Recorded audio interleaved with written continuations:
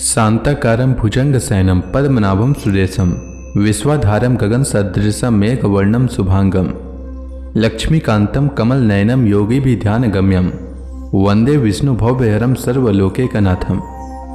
मंगलम भगवान विष्णु मंगलम गरुड़ध्वज मंगलम पुंडरीकाक्ष मंगलाय तनोहरि। ओम नमो भगवते वासुदेवाय। आज का दिन आप सभी के लिए मंगलमय हो। आइए सुनते हैं फागुन मास कथा का 25वां अध्याय। श्री नारद जी आगे कहते हैं, राजन, गृहस्थ पुरंजन दे गए आदि में मैं मेरे पन का भाव रखने से अत्यंत बुद्धिहीन हो गया था।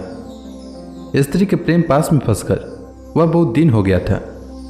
अब जब इनसे बिछुड़ने का समय उपस्थित हुआ तब वह अपने पुत्री, पुत्र, पौत्र, पुत्रवधू, दामाद, नौकर और घर खजाना तथा अन्य ने जिन पदार्थों में उसकी ममता भर शेष थी, उन सब के लिए इस प्रकार चिंता करने लगा, हाय, मेरी भार्या तो बहुत घर गृहस्थी वाली थी।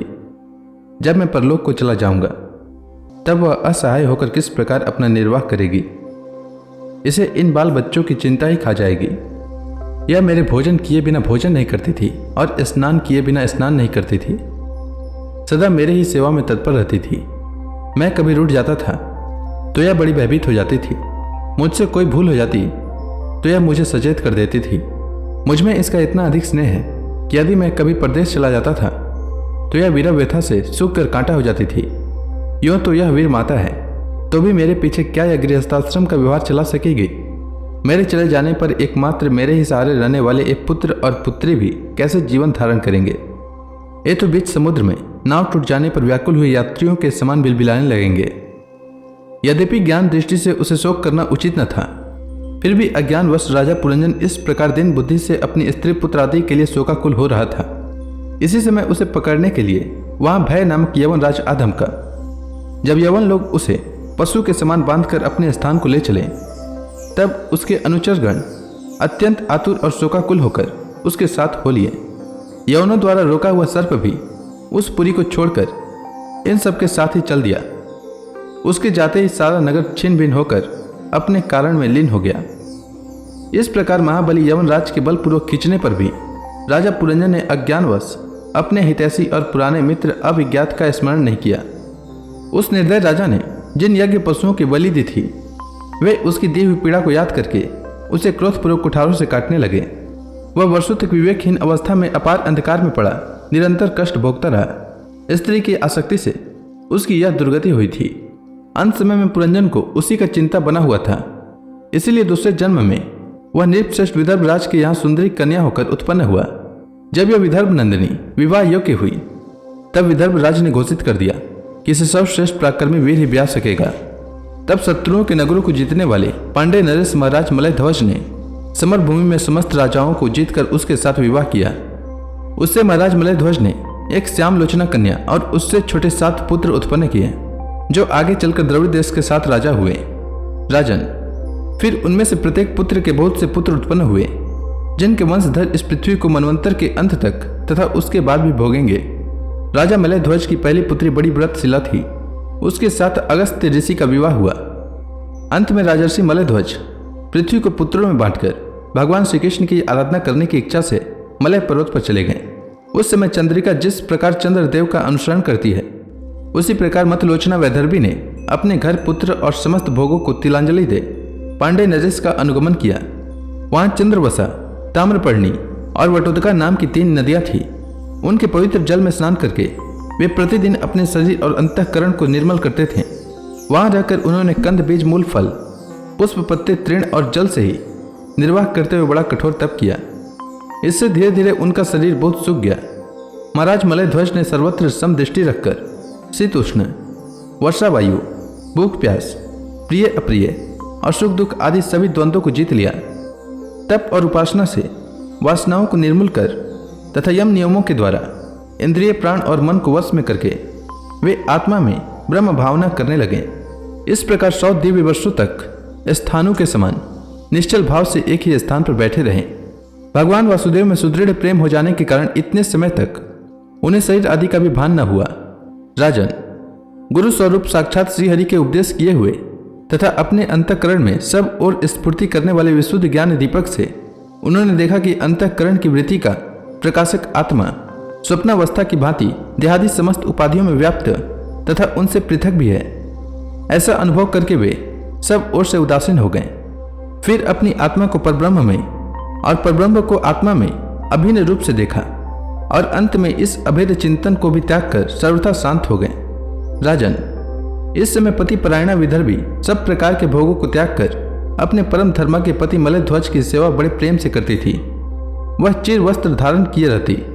व्रत उपवास आदि के कारण उसका शरीर अत्यंत क्लिष्ट हो गया था और सिर के बाल आपस में उलझ जाने के कारण उसमें लटे पड़ गई थी। उस समय अपने पतिदेव के पास वह अंगार भाव को प्राप्त धूम रहित अग्नि के समीप अग्नि की शांत शिखा के समान सुशोभित हो रही थी। उसके पति परलोकवासी हो चुके थे, परंतु पूर्ववत स्थिर आसन से विराजमान थे। इस रहस्य को न जानने के कारण वह उनके पास जाकर उनकी पूर्ववत सेवा करने लगी। चरण सेवा करते समय जब उसे अपने पति के चरणों में गर्मी बिल्कुल नहीं मालूम हुई, तब तो वह झुंड से बिछड़ी हुई मृगी के समान चित्त में अत्यंत व्याकुल हो गई। उस बिहड़ वन में अपने को अकेली और दीन अवस्था में देखकर वह बड़ी शोकाकुल हुई और आंसुओं की धारा से स्तनों को भिगोती हुई बड़ी जोर जोर से रोने लगी। वह बोली, राजर्षि, उठिए उठिए, समुद्र से घिरी हुई यह वसुंधरा लुटेरों और अधार्मिक राजाओं से भयभीत हो रही है। आप इसकी रक्षा कीजिए। पति के साथ वन में गई हुई वह अबला इस प्रकार विलाप करती पति के चरणों में गिर गई और रो रोकर आंसू बहाने लगी। लकड़ियों की चीता बनाकर उसने उस पर पति का शव रखा और अग्नि लगाकर विलाप करते करते स्वयं सती होने का निश्चय किया। राजन, इसी समय उसका कोई पुराना मित्र, एक आत्मज्ञानी ब्राह्मण वहां आया। उसने उस रोती हुई अबला को मधुर वाणी से समझाते हुए कहा। ब्राह्मण ने कहा, तू कौन है, किसकी पुत्री है और जिसके लिए तू शोक कर रही है, वह यह सोया हुआ पुरुष कौन है? क्या तुम मुझे नहीं जानती? मैं वही तेरा मित्र हूं जिसके साथ तू पहले विचरा करती थी। सखे, क्या तुम्हें अपनी याद आती है? किसी समय मैं तुम्हारा अविज्ञात नाम का सखा था। तुम पृथ्वी के भोग भोगने के लिए निवास स्थान की खोज में मुझे छोड़कर चले गए थे। आर्य, पहले मैं और तुम एक दूसरे के मित्र एवं मानस निवासी हंस थे। हम दोनों सहस्त्रों वर्षों तक बिना किसी निवास स्थान के ही रहे थे। किंतु मित्र, तुम विषय भोगों की इच्छा से मुझे छोड़कर यहाँ पृथ्वी पर चले आए। यहाँ घूमते घूमते तुमने एक स्त्री का रचा हुआ स्थान देखा। उसमें 5 बगीचे, 9 दरवाजे, 1 द्वारपाल, 3 परकोटे, 6 वैश्य कुल और 5 बाजार थे। वह 5 उपादान कारणों से बना हुआ था और उसकी स्वामिनी एक स्त्री थी। महाराज, इंद्रियों के 5 विषय उसके बगीचे थे, 9 इंद्रिय छिद्र द्वार थे, तेज जल और अन्न, 3 परकोटे थे, मन और 5 ज्ञानेन्द्रिया, 6 वैश्य कुल थे, क्रिया शक्ति रूप कर्मेंद्रिया ही बाजार थे, 5 भूत ही उसके कभी क्षीण न होने वाले उपादान कारण थे और बुद्धि शक्ति ही उसकी स्वामिनी थी। यह ऐसा नगर था जिसमें प्रवेश करने पर पुरुष ज्ञान शून्य हो जाता है, अपने स्वरूप को भूल जाता है। भाई, उस नगर में उसकी स्वामिनी के फंदे में पड़कर उसके साथ विहार करते करते तुम भी अपने स्वरूप को भूल गए और उसी के संग से तुम्हारी यह दुर्दशा हुई है। देखो, तुम न तो विदर्भ राज की पुत्री ही हो और न यह वीर मलध्वज तुम्हारा पति ही, जिसने तुम्हें 9 द्वारों के नगर में बंद किया था, उस पुरंजनी के पति भी तुम नहीं हो। तुम पहले जन्म में अपने को पुरुष समझते थे और अब सती स्त्री मानते हो। यह सब मेरी ही फैलाई हुई माया है। वास्तव में तुम न तो पुरुष हो न स्त्री, हम दोनों तो हंस हैं। हमारा जो वास्तविक स्वरूप है उसका अनुभव करो। मित्र, जो मैं यानी ईश्वर हूं वही तुम यानी जीव हो। तुम मुझसे भिन्न नहीं हो और तुम विचार पूर्वक देखो, मैं भी वही हूं जो तुम हो। यानी पुरुष हम दोनों में कभी थोड़ा सा भी अंतर नहीं देखते।